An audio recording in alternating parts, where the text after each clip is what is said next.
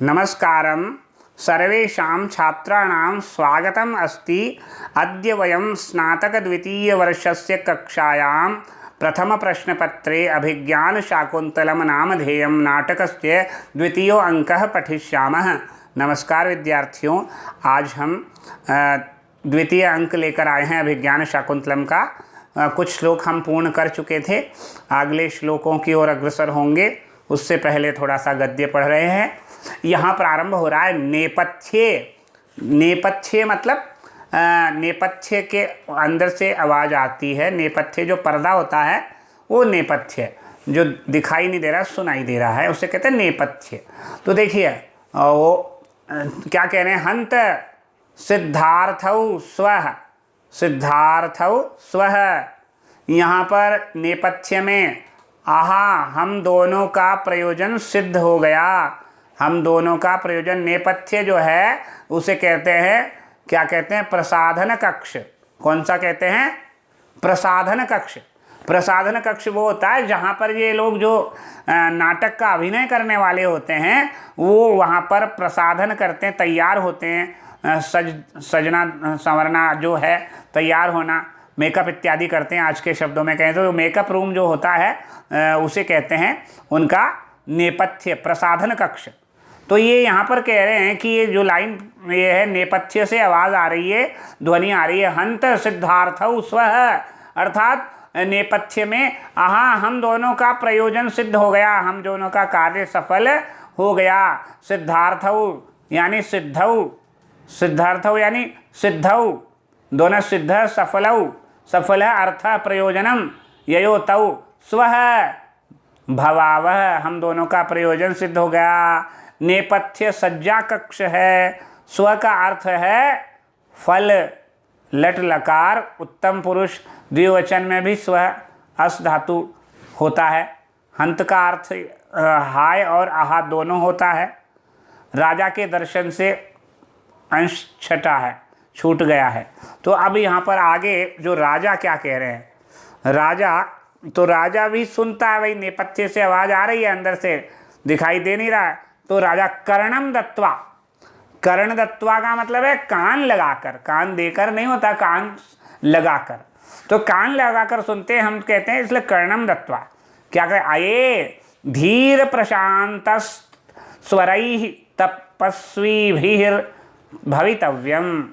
ये धीर प्रशांत स्वर सुनाई दे रहा है, गंभीर स्वर सुनाई दे रहा है, अवश्य ही तपस्वी होने चाहिए। कर्णम दत्वा, कान लगाकर राजा सुन रहा है। अये अरे धीर प्रशांत स्वरैः, धीर प्रशांत स्वरों के द्वारा, धैर्यशाली और मधुर शांत स्वरों के द्वारा तपस्वीभिर, तपस्वी प्रतीत हो रहे हैं, इसलिए तपस्वीभिर, तपस्वियों की भवितव्यम होना चाहिए, तपस्वी ही होने चाहिए, क्योंकि शांत स्वर सुनाई दे रहा है। अब प्रविश्य, तो प्रवेश करके, कौन प्रवेश करके? दव्वारिक, दव्वारिक प्रवेश करता है। अब दव्वारिक क्या कह रहे हैं प्रवेश करके? देखिए, जयतु भरता, महाराज की जय हो, जयतु भरता यानी महाराज की जय हो। एतौ द्वौ ऋषि कुमारौ प्रतिहार, प्रतिहार भूमिम उपस्थितौ।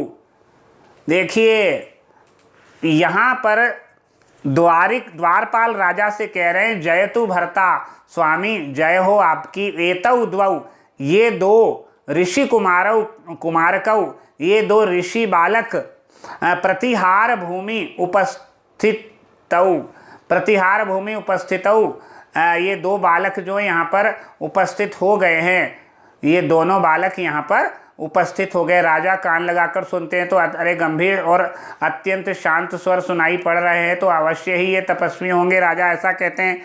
जब प्रविश्य, तो प्रवेश करके यहाँ पर तपस्वी जो है प्रवेश करते हैं, तो तपस्वी प्रवेश, यहाँ पर जब द्वारपाल आकर उन्हें बता रहा है कि दो तपस्वी बालक यहाँ पर उपस्थित हुए हैं, उन्होंने कहा रंगमंच पर आकर जो कहता है द्वारपाल क्या कहता है, स्वामी की जय हो, ये दो ऋषि कुमार द्वार पर उपस्थित हैं। प्रतिहार भूमि का मतलब है द्वार पर उपस्थित, उपस्थित है। प्रतिहार भूमि यहाँ पर यहाँ आया ना, देखिए प्रतिहार समीप की भूमि यानी पड़ोस में यानी द्वार पर। तेन, तो उन्होंने कहा, राजा क्या कहते हैं, तेन ही अविलंबितम प्रवेशय तऊ, उन दोनों को बिना देर किए यहाँ पर प्रविष्ट करवाओ, यानी उन दोनों को बिना देर किए यहाँ पर लेकर आ जाओ। उन्होंने ये कहा था, प्रसार भूमि में उपस्थितौ द्वौ ऋषि कुमारकौ। ये तो किसने कहा था, ये द्वारपाल ने कहा था कि महाराज की देहो, द्वारपाल कह रहे हैं कि महाराज की देहो, दो बालक है, ऋषि कुमार हैं, जो ऋषि पुत्र दो बालक हैं, वो यहाँ पर पहुँच रहे हैं, द्वार पर पहुँच रहे हैं, आने की अनुमति चाहते हैं। तो राजा के तेन ही अविलंबितम, तेन ही अविलंबितम का मतलब है उन्हें तुरंत ही, अविलंबित यानी बिना देर किए, प्रवेश करवाओ, तऊ दोनों को प्रवेश कराओ। द्वारिक कहता है कि ठीक है, द्वारिका उनसे क्या कहता है, द्वारिका उनसे कहते हैं, एष प्रवेशयामि, तो मैं इनको प्रवेश करवाता हूँ, मैं इनको प्रवेश करवाता हूँ। एष प्रवेशयामि इति इतौ भवन्तौ, इधर से आप आइए, उभौ राजानम विलोकयतः, दोनों बालक राजा को देखते हैं, दोनों बालक राजा को देखते हैं, इधर से आइए, इधर से। उन्होंने कहा ना, रंगमंच पर यहाँ पर दोनों बालक उपस्थित हो रहे हैं, राजा की ओर देखते हैं दोनों बालक। द्वारपाल बस यह मैं हूँ, अंदर लेकर आया उनको, यद आज्ञापयति, यह कहकर बाहर निकलकर मुनि बालकों के साथ उपस्थित अंदर आकर, आप लोग ऐसे इधर चलिए, इधर चलिए, ऐसे कहकर दोनों राजा के समक्ष दोनों बालकों को लाता है। दोनों राजा को विलोकयतः है, दोनों राजा को देखते हैं, दोनों बालक राजा को देखते हैं। अब दोनों बालक राजा को देखते हैं और क्या कहते हैं, यहाँ पर प्रथम बालक कह रहा, प्रथम, अहो दीप्ति मतो अपि विश्वसनीयता अस्य वपुषः अथवोपपन्नम एतद ऋषिभ्यो नाति भिन्ने राजनी कुतः। देखिए यहाँ पर वो क्या कह रहे हैं, दोनों बालक, तो पहला बालक यहाँ कहला, पहला, अरे तेजस्वी हैं ये, तेजस्वी होकर भी इनका व्यक्तित्व विश्वास के योग्य है, तेजस्वी होते हुए भी इनका व्यक्तित्व विश्वास के योग्य है। अहो दीप्ति मतोपि, दीप्ति मतो यानी तेजस्वी होते हुए भी, विश्वसनीयता से वपुष है, इनका शरीर तेजस्वी होते हुए भी ये विश्वास के योग्य है। अथवोपपन्नम एतद ऋषिभ्यो नाति अन्य भिन्न राजनी। तो यहाँ पर उन्होंने कहा कि ये जो ऋषि जो हैं, ये जो राजा हैं, वो ऋषियों के समान प्रतीत हो रहे हैं। और क्या कहें, यहाँ पर लिखा है, इनका व्यक्तित्व विश्वसनीय है, क्योंकि इनके तेजस्वी होने के पश्चात भी इनका व्यक्तित्व बहुत विश्वास के योग्य है। या हम यो भी कह सकते हैं, ये मुनियों से भी अनति भिन्न, बहुत भिन्न नहीं है, मुनियों से ये राजा भिन्न नहीं है, क्योंकि मुनियों के चेहरों पर जो तेज होता है वह इनके मुखमंडल पर भी वैसा ही तेज प्रतीत हो रहा है। राजा में यह विश्वसनीयता उचित ही है, राजा में यह विश्वसनीयता उचित ही है। क्यों उचित है?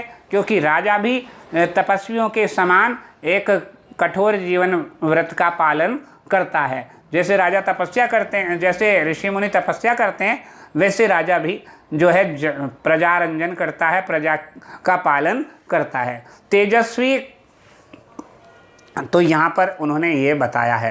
अब आगे वो एक श्लोक के रूप में कहते हैं, तो श्लोक के रूप में वो क्या कह रहे हैं, ये श्लोक पढ़ते हैं हम। श्लोक बहुत ही महत्वपूर्ण श्लोक है, बड़ा सारा श्लोक है, 14वां श्लोक है द्वितीय अंक का, तो परीक्षा की दृष्टि से महत्वपूर्ण है। चलिए आज इसको पढ़ते हैं। अध्याक्रांता वसति रमुना अप्याश्रमे सर्वभोग्ये रक्षा योगादयमपि तपः प्रत्यहं संचिनोति अस्यापि द्यां स्पृशति वशीनश्चारण द्वंद्वगीतैः गीतः। फिर पुण्यः शब्दो मुनिरिति मुहुः एक केवलम राजपूर्वः। वापस से एक बार देख लेते हैं। अध्याक्रांता वसति रमुनाप्याश्रमे सर्वभोग्ये, फिर रक्षायोगादयमपि तपः प्रत्ययं संचिनोति अस्यापि द्यां स्पृशति वशिनश्चारण द्वन्द्वगीतः पुण्यः शब्दो मुनिरिति मुहुः केवलम राजपूर्वः। देखिए बहुत महत्वपूर्ण श्लोक है। तो यहाँ पर किस प्रकार से राजा का वर्णन इस श्लोक में किया गया है। राजा और मुनि दोनों की विशेषताएं यहाँ पर समान रूप से घटित हो रही है। तो एक पक्ष तो राजा का होगा और एक पक्ष मुनि का होगा। मुनि में जो विशेषता होती है वही विशेषताएं यहाँ पर राजा में बताई गई है। तो अब हम इसको पढ़ते हैं। तो यहाँ पर सबसे पहले लिखा, इन्होंने भी सर्वभोग्य जो ब्रह्मचारी सन्यासी गृहस्थ आदि सबके द्वारा भोग्य है, वह आश्रम, कौन सा आश्रम? गृहस्थ आश्रम में निवास अंगीकार किया है। राजा ने सर्वभोग्य गृहस्थ आश्रम को स्वीकार किया है। पहला तो ये हो गया। दूसरा है रक्षा योग। रक्षा योग कैसे? प्रजा की रक्षा के संबंध से ये भी प्रतिदिन तपस्या यानी पुण्य का संचय करते हैं। जैसे ऋषि लोग तपस्या करते हैं और पुण्य संचित करते हैं, वैसे ही राजा भी प्रजा का पालन करते हैं, कठोर कार्य करते हैं, तो वह भी तपस्या के ही समान कार्य करते हैं। इन जितेंद्रिय के लिए भी प्रयुक्त मुनि शब्द जो चारणों के जोड़े के द्वारा बार बार गाया जाता है, वह पवित्र है, स्वर्ग का स्पर्श कराता है। अंतर इतना है, मुनि लोगों की स्तुति जो है, ऋषि मुनियों की जो स्तुति है, वो दूसरे लोग उनकी कीर्ति का बखान करते हैं। उसी प्रकार राजा की कीर्ति का भी जो चारण लोग बखान करते हैं। किस प्रकार, क्यों बखान करते हैं? क्योंकि वे महान कार्य करते हैं, जनता का, प्रजा पालन का कार्य करते हैं। इसीलिए यहाँ पर उन्होंने ये बात कही है कि यहाँ पर मुनि शब्द जो चारणों के जोड़े के द्वारा बार बार गाया गया, वह पवित्र है और स्वर्ग का स्पर्श कराता है। अंतर इतना है कि उसके पहले राजा शब्द जुड़ जाता है। वो तो ऋषि हैं और ये राज ऋषि है, क्योंकि राजा हैं तो राज मुनि या राजर्षि पद लगा गया है इनके शब्द के आगे। जिस प्रकार मुनि सर्वभोग्य, अब देखिए एक पक्ष में मैंने राजा के बताया और मुनि के बता दिया, तो यहाँ पर मुनि और राजा किस प्रकार है। जिस प्रकार मुनि सर्वभोग्य, आगे पीछे जिसका सभी आश्रम वाले उपयोग करे, आश्रम मठ में निवास करते हैं, ठीक है, अंगीकार करते हैं, मठ को स्वीकार करते हैं, और वे घर को स्वीकार करते हैं राजा, क्योंकि वो गृहस्थ आश्रम का पालन करते हैं।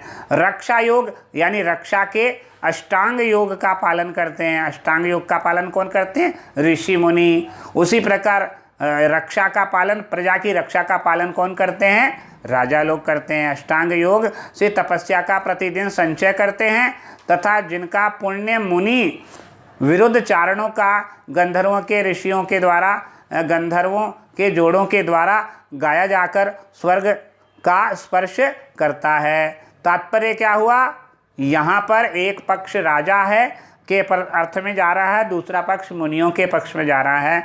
यहाँ पर मुनियों की, जो राजा की तुलना मुनि से, एक मुनि से की गई है। सिर्फ अंतर इतना है कि मुनि तो मुनि ही रहते हैं, इनके आगे राजर्षि शब्द जुड़ जाता है।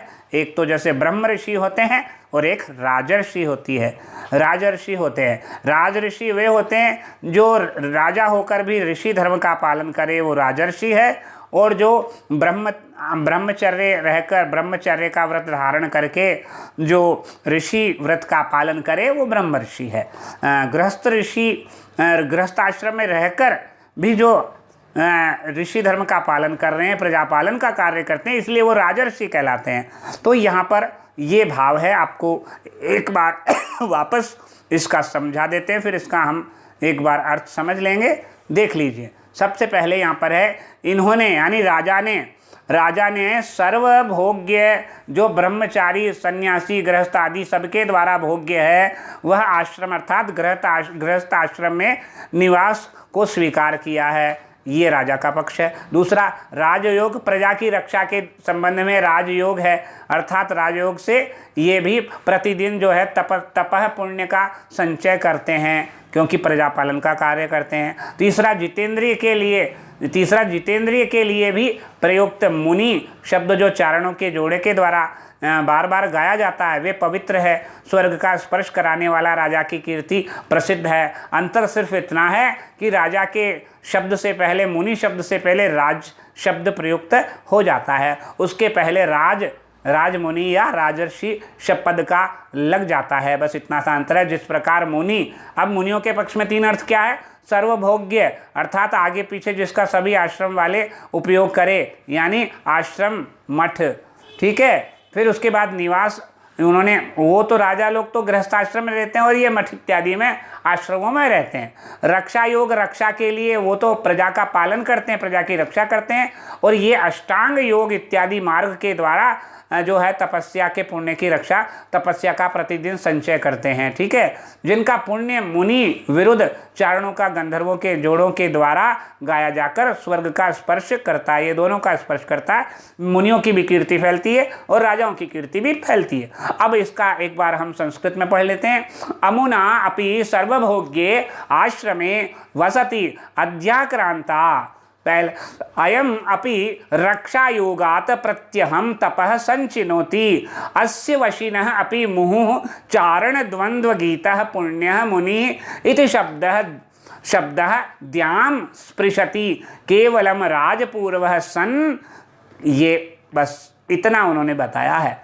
अब संस्कृत में अगर समझेंगे तो अमुना अनेन राज्ञा दुष्यंतेन अपि यथा मुनिना सर्वभोग्ये सर्वैः सर्वाश्रम वर्तिभिः ब्रह्मचारी प्रमुखैः भोग्ये उपभोगः आश्रयः योग्ये आश्रमे गृहस्थाश्रमे वसति निवासः अध्याक्रांता अंगीकृता।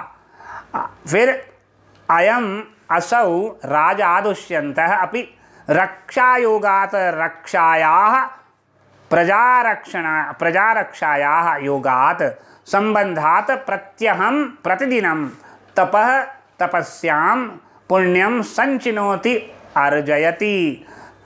अस्य एतस्य राज्ञः दुष्यन्तस्य वशिनः जितेन्द्रियस्य अपि मुहुर्मुहुः का मतलब है वारं वारं चारणयोः यानी वैतालिक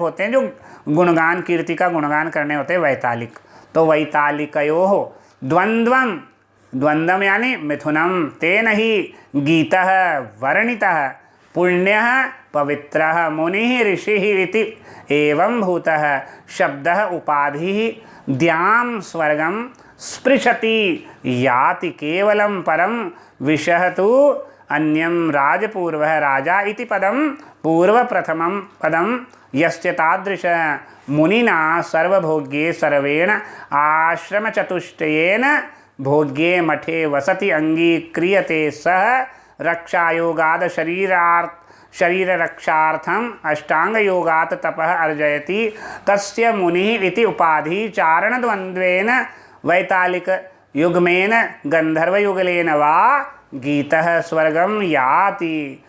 तात्पर्य क्या हुआ? यहाँ श्लेष की महिमा के द्वारा राजा का चरित्र ऋषि के चरित्र के समान बताया गया है। ये बहुत ही महत्वपूर्ण बात है, आप इसको समझ लेंगे क्योंकि दो पक्षों में अर्थ है। यहाँ पर श्लेष अलंकार की महिमा के द्वारा राजा का चरित्र ऋषि के समान दिखाया गया है। ऐसे स्थल जो होते हैं दुरूह होने पर भी रमणीय होते हैं। अपि शब्द का प्रयोग जो आया है यह बताता है कि मुनि तो ऐसे होते ही हैं, राजा भी इस प्रकार के होते हैं।